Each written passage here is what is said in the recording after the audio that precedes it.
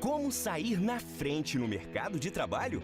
Você é capaz de trabalhar com metas, pensar o negócio com sustentabilidade ou ter ideias criativas para otimizar custos sem perder qualidade. Essas são as habilidades que o mercado quer. Diferencie-se fazendo o MBA em Gestão Executiva de Alta Performance. Uma parceria do Instituto Áquila e da Univale. Inscreva-se em univale.br.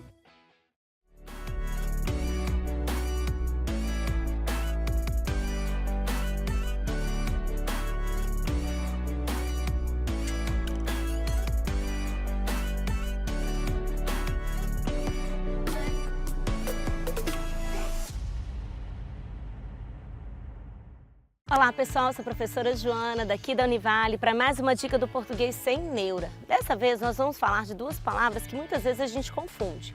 Retificar, ratificar. Ratificar é você confirmar alguma coisa.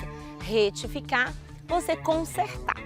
Então, agora dá tempo para mais uma do verbo fazer. O verbo fazer, quando indica ação, ele pode ser flexionado. Passa para singular e plural. Já quando ele vai indicar tempo, ele só fica no singular. Então eu vou dar um exemplo. Faz 5 anos que moro aqui.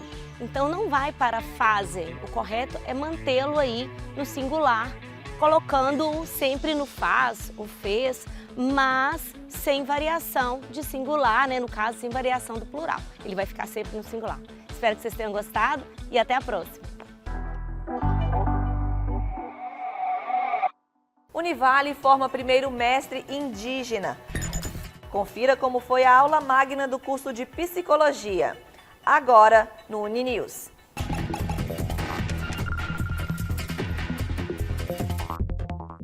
Olá, tudo bem com você? Eu sou Fernanda Nominato e a partir de agora você confere as notícias da Univale e da comunidade. Pela primeira vez na história da Univale, um indígena se forma em mestrado.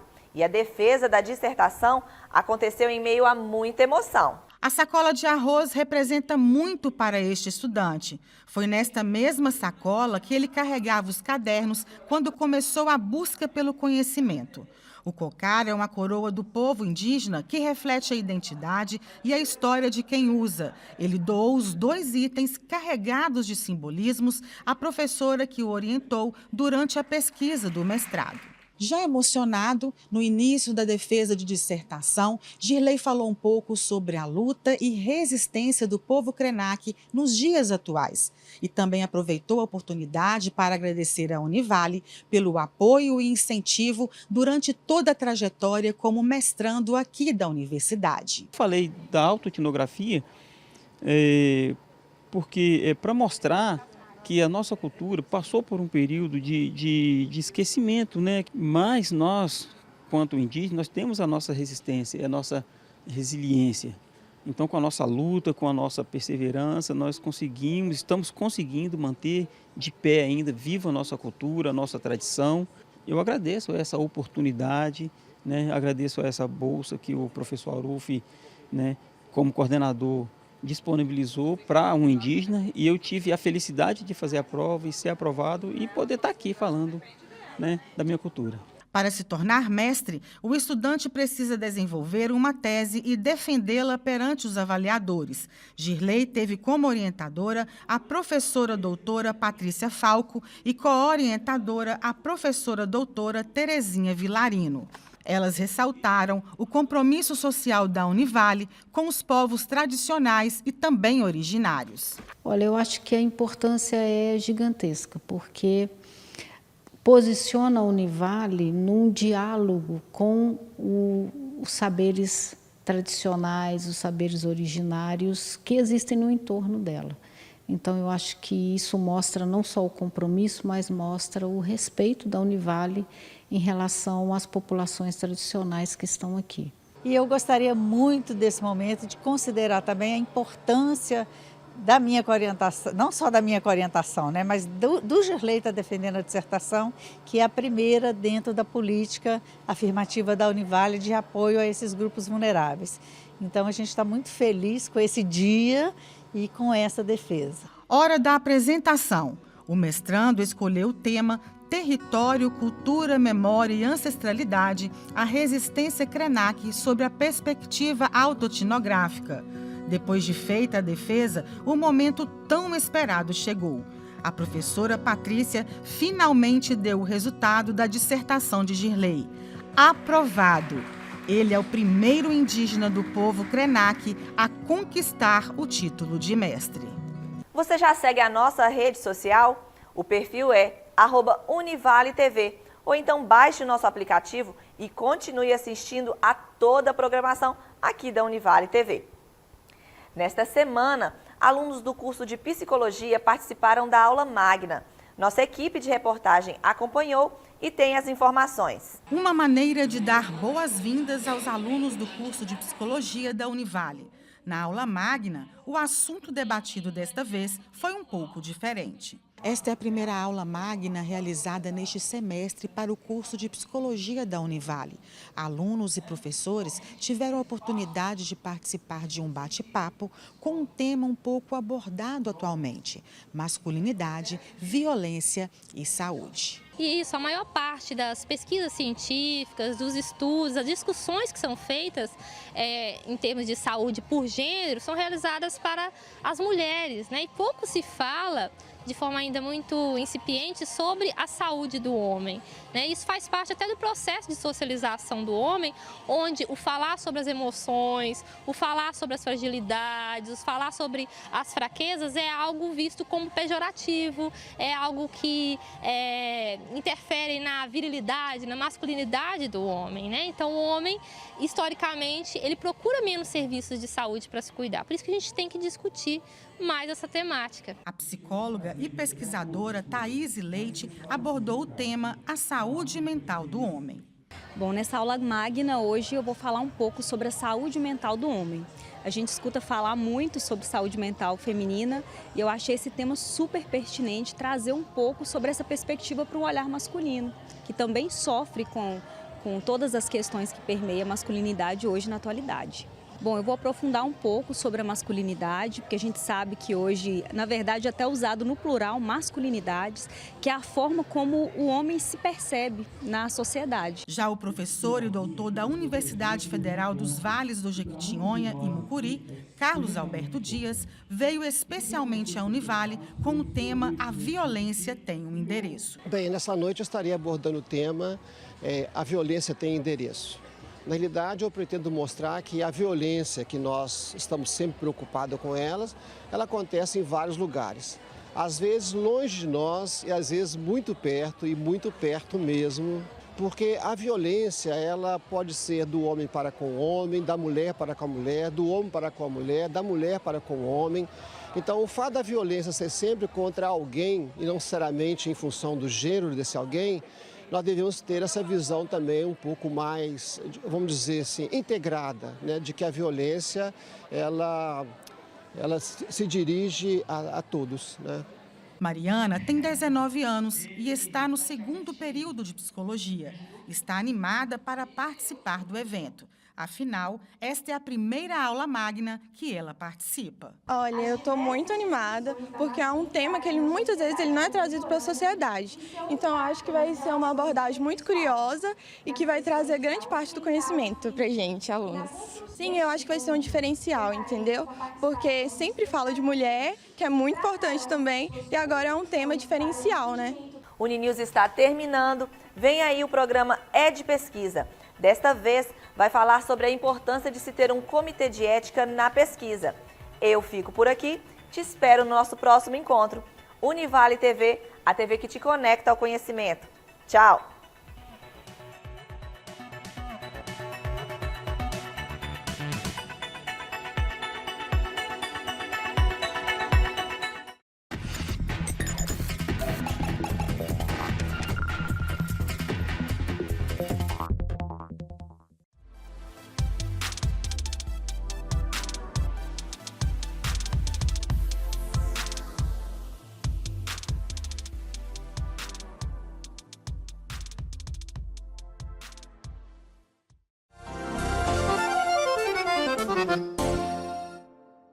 Olá, eu sou o professor Edmar Carvalho e esse é mais um É de Pesquisa. Há limites éticos na pesquisa com seres humanos? Como garantir que uma pesquisa científica traz benefícios para a coletividade? Para falarmos a respeito dos limites éticos na pesquisa, convidamos a professora Mônica Valadares, professora do curso de enfermagem, doutora em Ciências Humanas e coordenadora do CEP, Comitê de Ética e Pesquisa da Univale. Mônica, seja bem-vinda. Muito obrigada, é um prazer muito grande estar aqui com você hoje. Prazer é todo nosso, Mônica. Para a gente começar, eu queria que você explicasse para quem está assistindo o que é o CEP. Bom, o CEP, ele é um comitê, né, e ele é composto por um grupo de pessoas, né, que vão representar as diversas áreas do conhecimento, e o muito bacana é que também é imprescindível que dentro desse comitê exista um representante dos participantes da pesquisa. Ok, isso é muito bom, né? E aí, para a gente poder entender na prática como que ele funciona, quais são as atividades do CEP? Como que ele se reúne? O que é feito nessas reuniões? Olha, as atividades do CEP, elas são muitas, são diversas, inclusive as reuniões aqui do nosso CEP, né, elas ocorrem ordinariamente, mensalmente também. E pode ocorrer, né, a necessidade de reuniões extraordinárias. Isso vai depender muito da demanda, né, dos protocolos de pesquisa que são submetidos na plataforma. Mas as pessoas pensam que, às vezes, esta é a principal atribuição, né, do CEP. É uma atribuição importante, mas ele também tem uma função primordial, que é a função educativa. E aí, nesse papel educativo, né, do CEP, eu queria que você explicasse para a gente, né, o Comitê de Ética em Pesquisa, ele vai avaliar pesquisas, né, antes delas começarem, é isso? Isso, antes delas começarem. Porque se iniciar uma pesquisa, né, que a necessidade do protocolo passar pelo sistema CEP-CONEP, então não tem mais por que o CEP fazer essa avaliação. Ok. E aí são pesquisas que envolvam seres humanos, ou toda e qualquer pesquisa, eu quero ser pesquisador, eu estou começando minha vida científica, toda e qualquer pesquisa eu preciso submeter ao CEP, ou tem alguns tipos de pesquisas específicas? Nem todas as pesquisas, né, precisam ser submetidas ao sistema CEP-CONEP, que é a submissão lá na plataforma Brasil. Mas, se envolver direto ou indiretamente o ser humano, precisa passar pelo CEP. E às vezes os pesquisadores, eles têm essa dificuldade em compreender, né, que direta ou indiretamente precisa passar pelo CEP. Por exemplo, às vezes não vai fazer um contato direto com a pessoa através de entrevistas e tudo mais. Às vezes vai buscar banco de dados dela, né, bancos e protocolos e prontuários que são daquela pessoa, de um grupo ou de um serviço. Então, obrigatoriamente precisa passar pelo CEP, sim.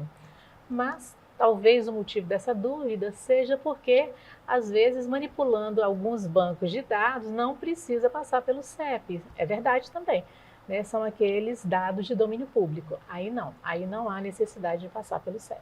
Ok. E aí, para a gente poder entender isso, né, o envolvimento da pesquisa com seres humanos, né, ou com dados sensíveis, né, de seres humanos, né, dados pessoais, eles passam pelo CEP.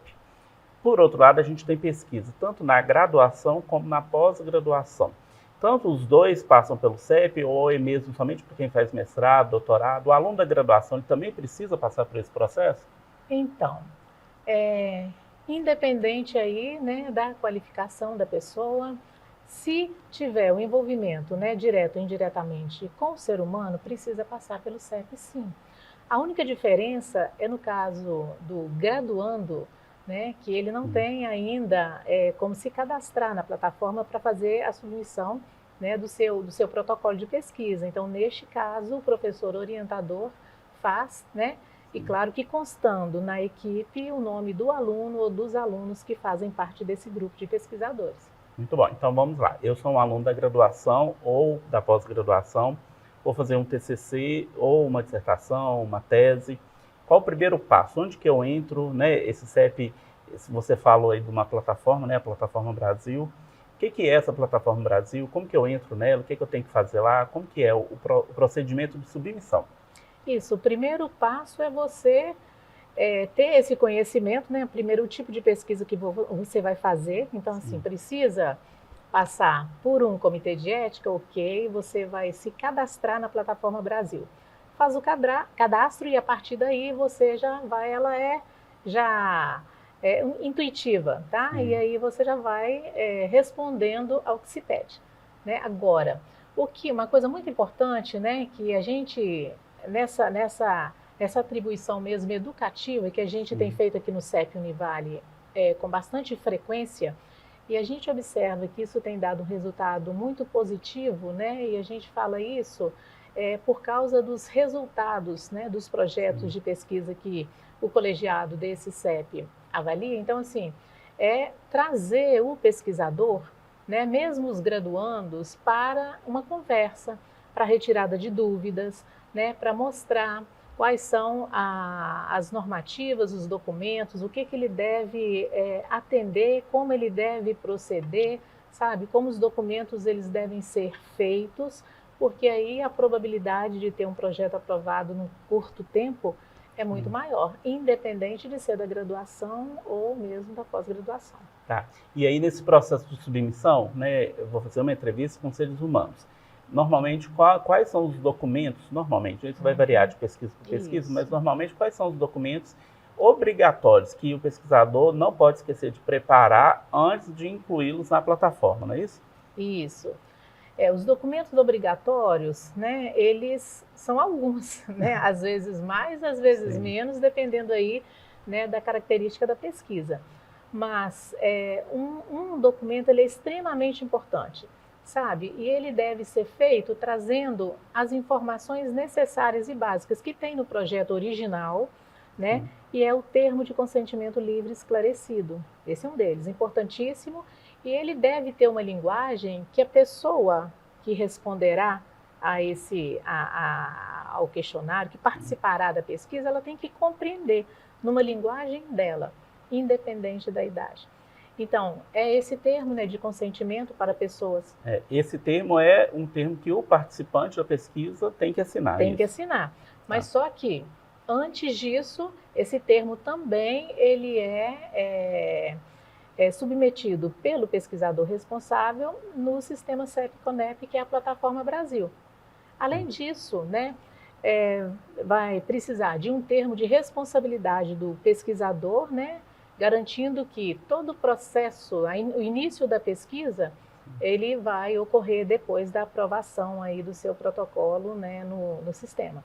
Isso é importante. Então, eu só posso começar minha pesquisa, só posso ir a campo, entrevistar, analisar a documentação, né, protocolos, enfim, a depender da natureza da pesquisa, tendo a autorização do CEP. Sim, se você tiver a intenção de fazer publicação, sim.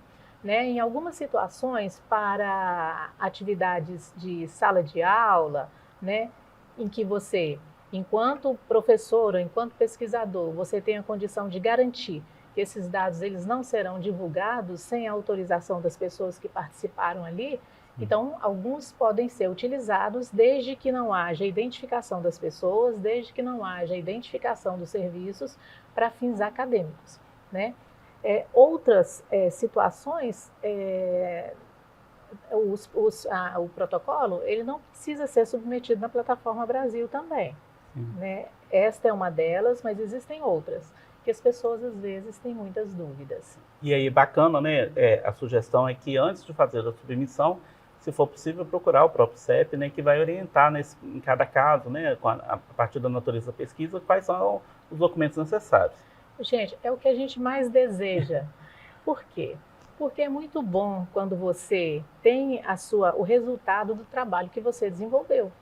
E, né, muitas vezes o resultado ele vem para o próprio pesquisador e sua equipe, porque consegue, né, desenvolver uma atividade, consegue fazer publicação, consegue divulgar os resultados do seu trabalho aos serviços que participaram, né? Muito importante que divulgue também aos participantes da pesquisa, né?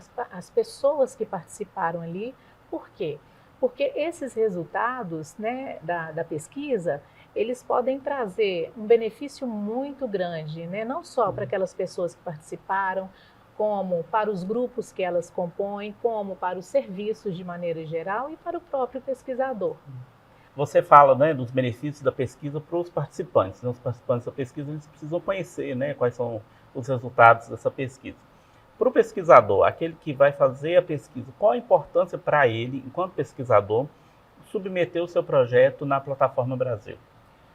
Ele, a partir do momento que o projeto dele foi submetido, foi aprovado, ele conseguiu desenvolver, né, a proposta, ele tem a garantia de que cumpriu todos os preceitos éticos necessários, né? Isso é muito importante e, dependendo da relevância, né, desse trabalho, dessa pesquisa realizada, os benefícios eles serão também para aquela comunidade ali que vai englobar os participantes que estavam presentes aí, contribuindo com as suas informações, seja através de entrevistas, seja através de banco de dados em prontuários e outros. E aí, esse comitê de ética, né, composto por profissionais, né, de diversas áreas de conhecimento, eles vão analisar os riscos e os benefícios. Quando a gente fala da apreciação ética, a gente está falando desse cuidado, né, que a pesquisa que envolve seres humanos, ela pode apresentar riscos, mas, ao mesmo tempo, benefícios. Como que a gente pode mensurar esses riscos? Né? Como que isso acontece? Então, os riscos, eles existem sempre, né? Às vezes, a gente pensa no risco como algo físico, né? Ou algo biológico. Na verdade, um desconforto é um risco, um mal-estar, né? Por estar falando a respeito de um tema que pode ser sensível, é também um risco. Então, é importante o pesquisador colocar, né, no seu protocolo, no seu projeto, informando lá nos documentos que são submetidos à plataforma e também à pessoa que está participando, que existem riscos sim, quais são esses riscos e que, caso eles ocorram, o que será feito para minimizar essa situação. E o importante é a gente deixar bastante claro, né, que o pesquisador deve deixar o participante da pesquisa ciente de que em qualquer momento, se ele desejar, ele pode interromper, né? Ele pode parar mesmo, né, com todo o processo e que ele não vai ter nenhum retalhamento a respeito dessa situação. E aí algumas pesquisas, muitas pesquisas, elas não dão ao participante uma forma de remuneração, de algum benefício financeiro por participar da pesquisa, né? Como que é essa relação, né? O que o participante dessa pesquisa ganha, né, colaborando com uma pesquisa? Então, por isso que essa relação entre o pesquisador, o entrevistador ou entrevistadora com o participante da pesquisa tem que ser tem que ter um vínculo, sabe? Tem que ser uma relação mais próxima possível, porque é necessária a confiança. Então, a pessoa, ela não vai ser remunerada por participar da pesquisa.